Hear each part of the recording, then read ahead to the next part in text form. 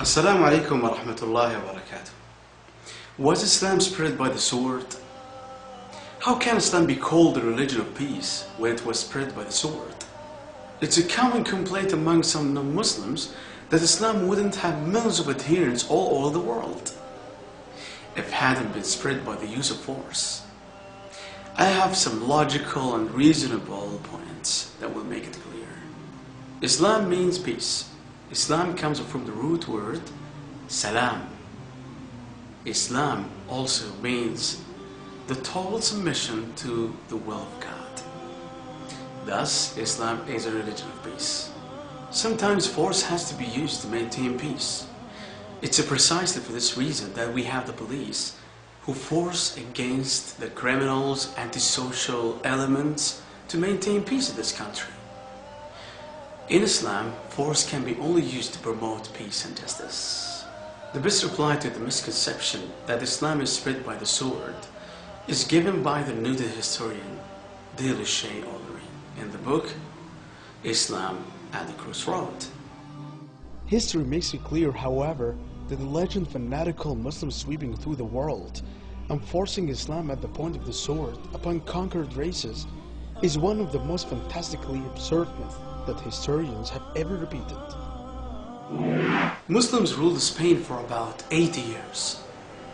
The Muslims in Spain never used the sword to force the people to convert to Islam. Later, the Christian Crusaders came to Spain and wiped out the Muslims.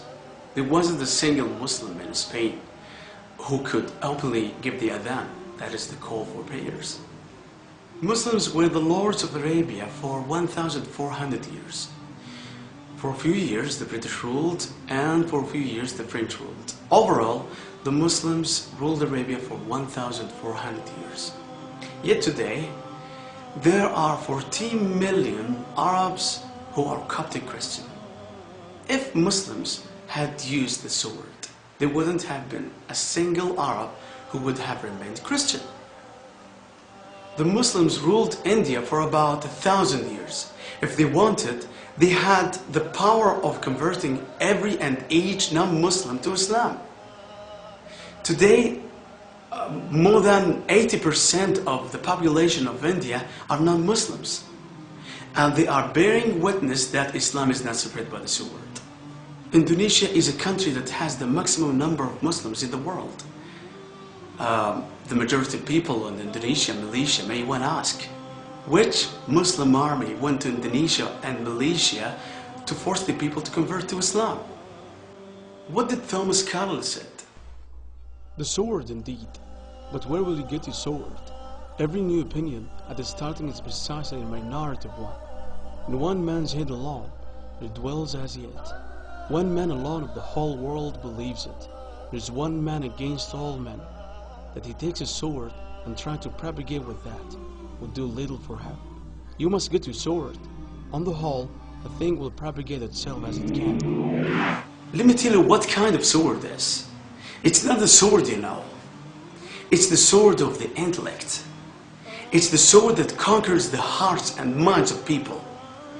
Allah says in Quran, ادع إلى سبيل ربك بالحكمة والموعظة الحسنة وجادلهم بالتي هي أحسن إن ربك هو أعلم بمن ضل عن سبيله وهو أعلم بالمهتدين. Islam is the fastest growing religion in America and Europe. Which sword is forcing people in the West to accept Islam in large numbers? Let's see what the Dr. Joseph said. People who worry that nuclear weapon will one day fall in the hands of the Arabs fail to realize that Islamic bomb has been dropped already. It fell the day Muhammad was born. I want you to have a look at the statistics of non-Muslims who are converting to Islam every day. Are they converted to Islam by the sword, or are they using their hearts and minds?